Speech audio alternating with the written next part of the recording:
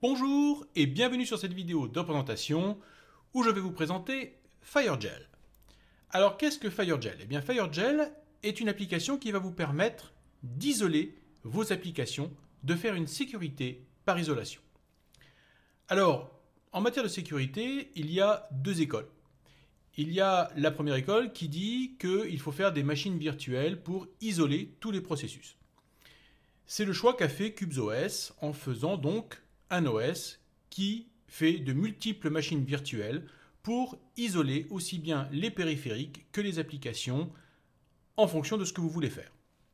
Et puis la seconde école, eh bien, c'est l'école qui dit qu'on doit isoler les applications au sein du système. C'est ce que l'on appelle le bac à sable ou les sandbox. Et c'est le choix qu'avait fait par exemple l'OS Subgraph OS que je vous avais également présenté, mais qui aujourd'hui n'est plus vraiment mis à jour, enfin depuis au moins 2017. Mais ce qu'il faut savoir, c'est que sur les distributions de Linux classiques comme Fedora, Debian, Ubuntu, etc., vous allez ou non bénéficier de bac à sable en fonction des dépôts que vous allez utiliser pour installer vos applications. Donc l'objectif du bac à sable, c'est en fait de mettre une application dans une espèce de boîte totalement hermétique qui l'isole du reste du système et de faire en fait des trous dans cette boîte pour que l'application puisse accéder uniquement à ce dont elle a vraiment besoin et pas la totalité du système. Par exemple, un media player comme VLC n'a pas nécessairement besoin d'accéder à Internet. Vous pouvez très bien isoler cette application pour qu'elle n'accède qu'à certains dossiers sur votre machine et qu'elle n'ait pas accès à Internet. Vous pouvez également isoler un navigateur Internet pour qu'il n'ait accès par exemple qu'aux dossiers de téléchargement et pas à vos dossiers de documents ou d'images. Donc c'est là tout l'intérêt de faire du sandboxing ou du bac à sable, c'est de pouvoir vraiment dire à une application, voilà, tu as le droit d'aller là ou de faire ceci, mais pas autre chose. Et ainsi vous isolez l'application du système. Ici je suis donc sur la version 33 de Fedora. Et si je vais dans la Logitech donc de Fedora, vous voyez que j'ai déjà des applications qui ont été installées. Je vais prendre par exemple ici le navigateur Brave Browser et j'ai des indications très intéressantes dans cette Logitech puisque ça me dit si mon application est dans un bac à sable ou non. Et vous voyez qu'ici, le navigateur Brave Browser n'est pas dans un bac à sable. Donc il n'est pas isolé du système, il a accès à tout le système. Donc ici, Brave Browser peut très bien accéder à mon dossier documents, images, vidéos, etc. Alors, on a eu des exemples d'extensions malveillantes qui se trouvaient sur Google Chrome et qui scannaient de façon malveillante donc les fichiers qui se trouvaient dans le dossier documents, etc. Donc, isoler un navigateur peut être une très bonne idée pour lui dire, eh bien non, tu ne peux pas aller sur certains de ces dossiers. Si on prend par exemple Firefox qui est donc installé par défaut sur Fedora, eh bien vous voyez que là encore, il n'est pas dans un bac à sable. Maintenant, j'ai également installé le Tor Browser. Donc, si vous cliquez ici sur Tor Browser Launcher, vous pouvez constater que le Tor Browser, lui, est bien dans un bac à sable. Pourquoi? Parce que, eh bien, il a été installé à partir du dépôt Flatpak. Donc, c'est là où c'est intéressant, c'est que, en fonction des dépôts que vous allez utiliser, vous avez certainement déjà un bac à sable qui a été créé pour certaines de vos applications. Ici, par exemple, vous voyez que j'ai deux installations de Steam. Si je vais sur cette première installation, vous voyez que Steam n'est pas dans un bac à sable. Pourquoi? Parce qu'il a été installé à partir des paquets qui se trouvent sur RPM Fusion. Par contre, si je vais sur cette deuxième installation de Steam, vous voyez que cette installation ici est bien dans un bac à sable et qu'elle a été en fait installée depuis les paquets Flatpak qui se trouvent sur FlatHub. Donc vous bénéficiez déjà d'une isolation par bac à sable en utilisant des paquets qui se trouvent soit sur Flatpak ou alors pour ceux qui sont par exemple sur Ubuntu avec Snap, vous avez également un système de bac à sable sur Ubuntu avec l'utilisation des paquets sur Snap. Mais si par exemple je vais encore chercher une autre application, je vais prendre par exemple l'application Media Player, vous voyez qu'elle n'est pas dans un bac à sable. Si je prends VLC, vous voyez que VLC n'est pas dans un bac à sable. Alors imaginons par exemple que vous êtes avec le Tor Browser et que vous téléchargez une vidéo sur le net. Donc le Tor Browser va vous protéger en masquant votre adresse IP, mais lorsque vous allez lire la vidéo sur VLC, eh bien VLC va contacter un serveur pour obtenir les métadatas de cette vidéo et donc va contourner le Tor Browser et va donc donner votre adresse IP à ce serveur qui va lui délivrer les métadatas. Donc on peut très bien utiliser une vidéo pour découvrir la véritable adresse IP de quelqu'un qui utiliserait un Tor browser. Alors ça, bien sûr, ce n'est valable que sur une distribution de type, par exemple, Fedora. Il est clair que si vous étiez avec une distribution de type Tails, eh bien là, toutes les communications passant par le réseau Tor, vous n'avez pas ce problème-là. Mais on pourrait ici penser à isoler VLC qui n'est pas dans un bac à sable. Alors justement, c'est là où vient l'utilisation de FireGel.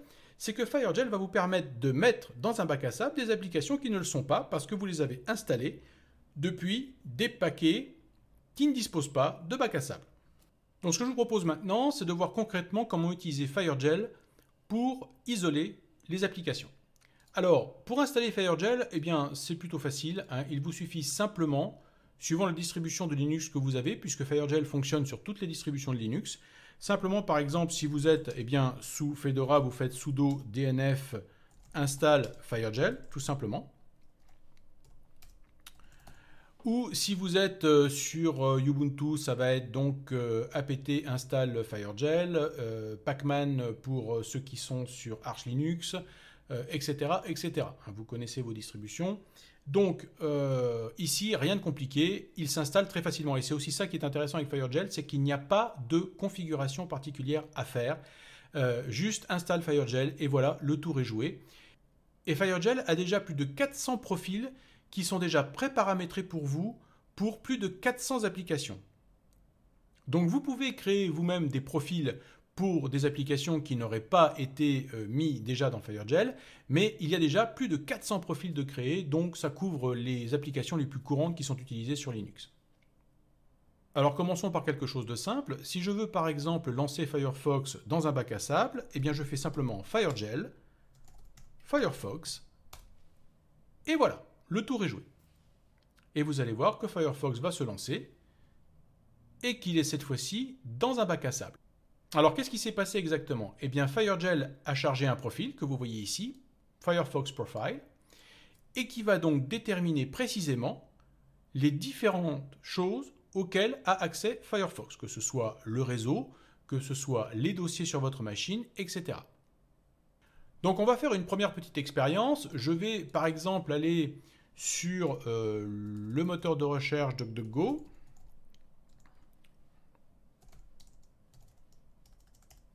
Avec un point, c'est beaucoup mieux. Et je vais, par exemple, chercher des images de lapins. Je vais prendre celui-ci. Et puis, je vais dire que je veux enregistrer l'image sous... Et je vais aller dans Documents. Et vous voyez que quand je vais dans Documents, eh bien, je n'ai accès qu'au dossier téléchargement. Je ne peux pas aller dans le dossier image non plus. Je ne peux pas aller dans le dossier musique. Je ne peux pas aller dans le dossier vidéo. À chaque fois, il ne me donne que le dossier téléchargement. Ici, nous avons une isolation totale de notre navigateur qui n'a accès qu'à un seul dossier, le dossier téléchargement. Donc même s'il y avait une extension malveillante sur Firefox, eh bien cette extension n'aurait pas la possibilité d'accéder à nos documents. Donc c'est quand même extrêmement intéressant. Mais on peut pousser la chose beaucoup plus loin. Je vais vous donner un exemple. Ici, je vais lancer par exemple le navigateur Brave Browser. Vous voyez que mon navigateur a été réglé pour être en mode dark et également il a été réglé pour démarrer automatiquement sur la page de DuckDuckGo. Maintenant, je vais le démarrer avec FireGel, mais en mettant un petit paramètre supplémentaire. Je vais d'abord nettoyer un peu mon terminal. Je vais faire FireGel private Brave Browser. Et je vais lancer. Et vous voyez que soudainement, mon navigateur Brave, en fait, s'est lancé comme s'il n'avait jamais été lancé auparavant sur ma machine. Il n'est pas en mode sombre, il ne s'ouvre pas sur la page en fait de DuckDuckGo. Pour la bonne et simple raison, c'est qu'il n'a même plus accès au dossier de configuration. Et en fait, en utilisant donc ce paramètre private, rien de ce que je ferai ici dans le Brave Browser ne sera conservé. Absolument rien. Que ce soit mes téléchargements, que ce soit les pages que j'ai visitées, rien ne sera conservé. tout sera éphémère. Donc c'est très intéressant parce que vous pouvez rendre n'importe quelle application totalement éphémère. Que ce soit par exemple un media player comme VLC ou toute autre application, vous pouvez faire en sorte, avec cette option private, qu'elle soit totalement amnésique, un peu comme ce que l'on retrouve sur l'OS Tails, qui est amnésique lui aussi et qui oublie absolument tout ce que vous avez fait. Et bien là, vous pouvez le faire au niveau d'une application et lui dire, bien voilà, je vais te lancer en mode private. Et quand j'aurai fini de faire ce que j'ai à faire avec toi, eh bien, tu disparaîtras totalement de mon système. Donc, absolument aucune persistance. Maintenant, puisque l'on parlait tout à l'heure du Media Player, voyons voir un petit peu VLC. Si je prends VLC, que je vais lancer, vous allez voir que VLC donc, a totalement accès à Internet. Si je fais ouvrir un flux réseau, alors j'ai déjà mis le lien d'une de mes vidéos sur ma chaîne, je fais lire, et vous voyez que sans problème, il commence à lire donc la vidéo qui se trouve sur ma chaîne. Donc il a totalement accès à Internet. Donc si je veux éviter que VLC ait accès à Internet, eh bien ce que je vais faire, c'est tout simplement faire FireGel net égale none VLC. Et maintenant, si je fais ouvrir réseau toujours sur le même lien, que je fais lire, eh bien vous voyez, il me dit « Désolé, mais je ne peux pas ». Donc ici, ça vous assure que VLC ne pourra jamais accéder au réseau, quel que soit le réseau, d'ailleurs le réseau local ou le réseau Internet, et qu'il sera juste là pour lire les vidéos que vous avez sur votre machine. Donc particulièrement intéressant, puisque là, si une vidéo est utilisée pour essayer par exemple de découvrir votre adresse IP, eh bien ici ce ne sera pas possible. Maintenant imaginons un autre scénario. Imaginons que vous ne voulez pas que VLC accède à Internet, mais vous voulez par contre que VLC puisse accéder à votre réseau local pour pouvoir par exemple aller chercher des vidéos qui se trouvent sur votre serveur NAS, par exemple. Et bien dans ce cas, vous pouvez faire FireGel net et indiquer le nom de l'interface réseau que vous voulez utiliser. Imaginons que vous avez deux cartes réseau dans votre machine, une carte réseau qui mène à Internet et une autre carte réseau qui va uniquement sur votre réseau local. Et bien dans ce cas ici, vous pouviez très bien dire ETH0 par exemple, en estimant que ETH0 c'est celle qui est connectée à votre réseau local et ETH1 serait celle qui serait connectée à Internet. Et à ce moment-là, VLC ici ne pourra accéder qu'à votre réseau local et pas au réseau Internet. Donc vous voyez que c'est particulièrement intéressant, on peut vraiment spécifier très précisément les droits de l'application. Maintenant revenons à cette option Private que je vous ai montré tout à l'heure. On peut également utiliser Private pour créer un dossier qui va quand même conserver une persistance. Mais ce ne sera pas un de vos dossiers classiques dans votre dossier Home. Ce sera un dossier que vous aurez créé précisément pour stocker de façon persistante les fichiers que vous téléchargerez par exemple avec un navigateur. Alors ce qu'on va faire, c'est qu'on va aller dans notre répertoire Home, ici, et je vais créer un nouveau dossier que je vais appeler par exemple Private. Et ce que je vais faire, c'est que je vais utiliser de nouveau Private, mais je vais lui indiquer Home Eric Private. Je vais lui dire, ben voilà, je suis en mode Private, mais je t'autorise à stocker des informations persistantes dans ce dossier particulièrement. Et je vais lancer, par exemple, mon Brave Browser.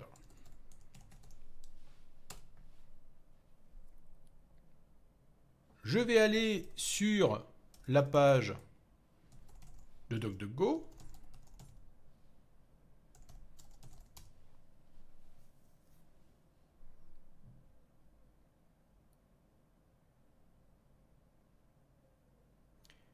Et je vais à nouveau chercher mon image de lapin de tout à l'heure.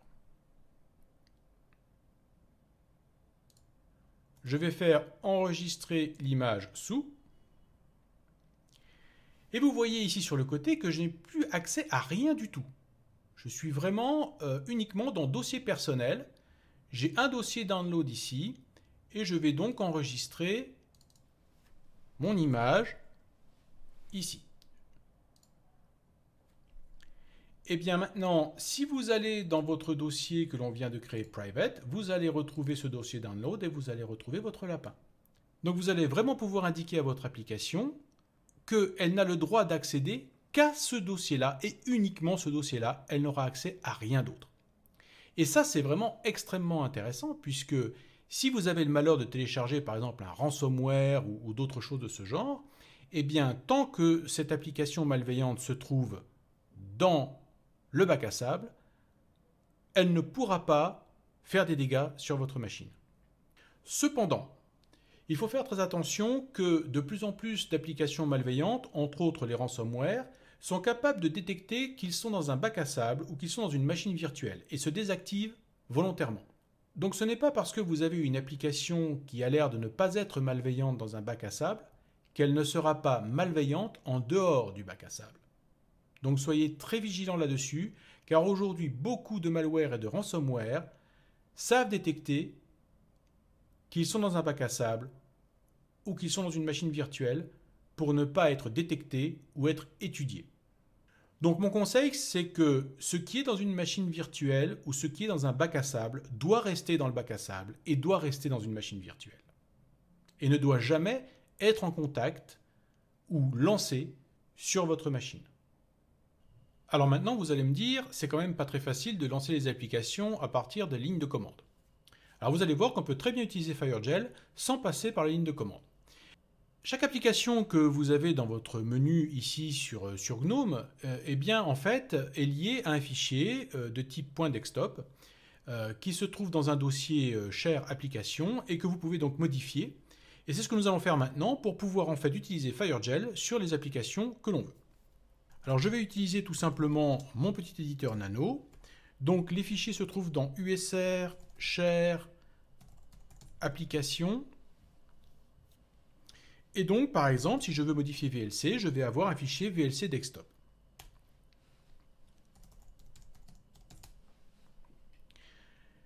Les lignes qui m'intéressent ici commencent par exec, donc généralement elles sont à la fin du fichier. Mais il peut y en avoir plusieurs en fonction des configurations des fichiers. On va voir ça d'ailleurs tout à l'heure.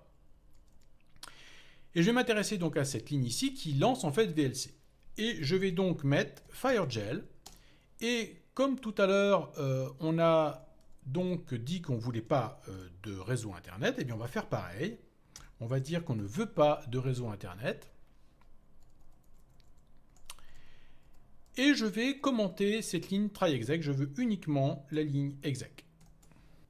Je sauvegarde.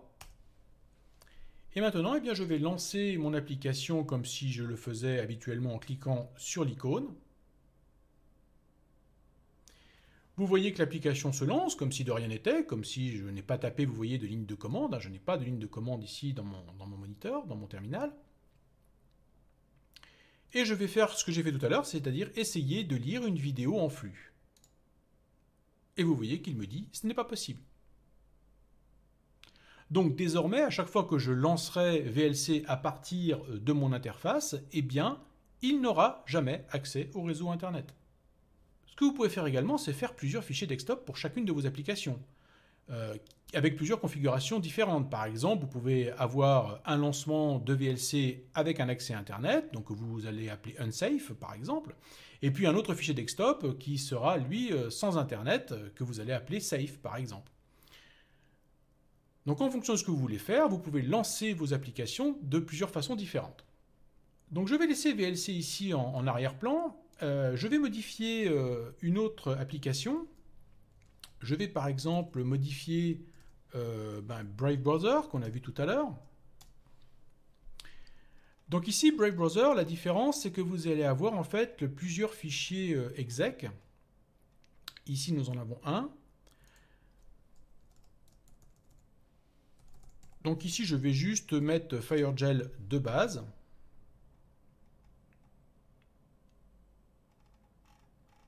Et pour chaque ligne exec que je vais trouver, je vais mettre donc à chaque fois une exécution dans le bac à sable.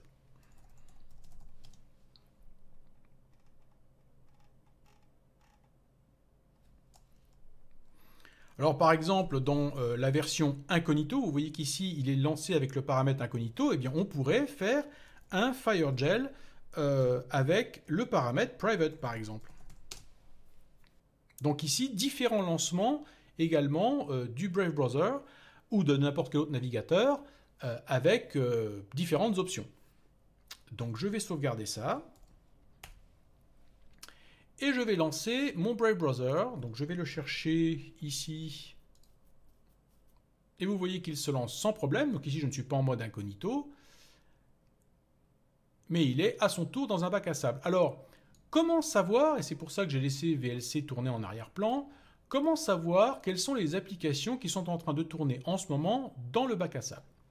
Eh bien, tout simplement en faisant la commande FireGel list. Et apparemment, j'ai dû faire une erreur quelque part, puisque vous voyez qu'il n'y a que VLC.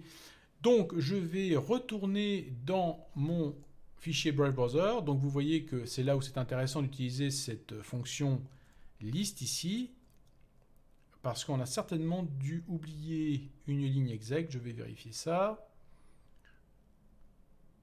Donc là, on est bon.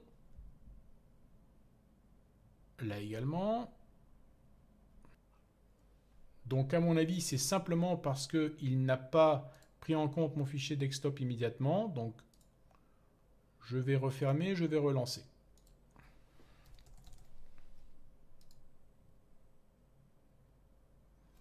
Et je vais refaire ma commande FireGel list. Et vous voyez que cette fois-ci, j'ai le Brave Browser qui se trouve dans ma liste. Voilà, donc vous voyez que FireGel list est quand même important parce que ça permet de voir si on est bien dans le bac à sable ou pas. Alors en fait, ce qui s'est passé ici, pour vous expliquer brièvement, c'est qu'il n'a pas pris en compte la modification de mon fichier desktop tout de suite. Il a gardé un fichier en cache, en fait, qui n'était pas encore modifié. Donc faire attention à ça, mais vous voyez que ça permet justement de vérifier, donc FireGel list, vérifier que tout fonctionne bien et que tout est bien dans votre bac à sable. Alors tout à l'heure, je vous expliquais que l'on pouvait faire de l'isolation en faisant des machines virtuelles, mais rien ne vous empêche de combiner les deux. On peut très bien utiliser aussi FireGel dans des machines virtuelles qui tournent sous CubesOS. Il n'y a absolument aucun problème à faire cela. Plus vous avez des couches d'isolation, mieux c'est.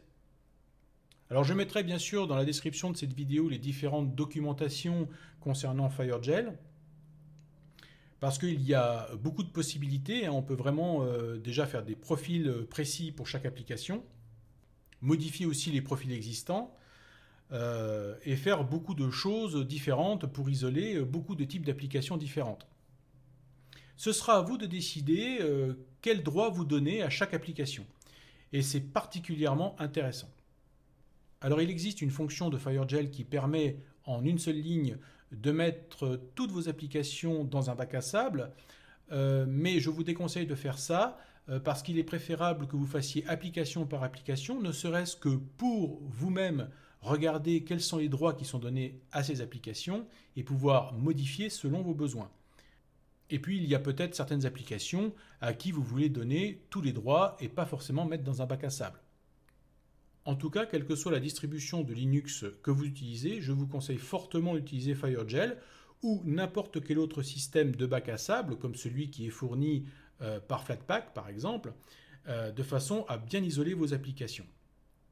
Et en particulier les applications qui ont accès à Internet et qui peuvent donc amener sur votre machine des malwares, des ransomware et d'autres petites choses de ce genre qui sont particulièrement désagréables. J'aurai certainement l'occasion de parler de systèmes similaires qui existent sur Windows et nous verrons ça certainement dans une prochaine vidéo. Voilà, j'espère que vous avez aimé cette vidéo et je vous dis à très bientôt pour d'autres vidéos.